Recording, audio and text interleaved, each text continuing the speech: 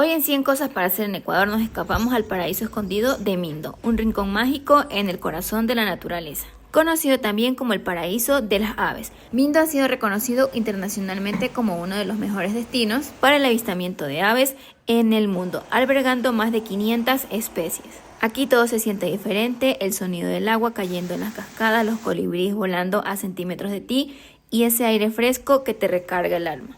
Mindo es perfecto para desconectarte, respirar y reconectar con lo esencial. Te dejo por aquí unos tips para que tu visita sea agradable. Lleva ropa cómoda y zapatos antideslizantes. No olvides repelente y protector solar. Y prepárate para caminar, mojarte y disfrutar al máximo. Recuerda seguirme para que no te pierdas ni un video de esta guía. En la descripción del video te dejo toda la información para que puedas llegar desde Quito a Mindo.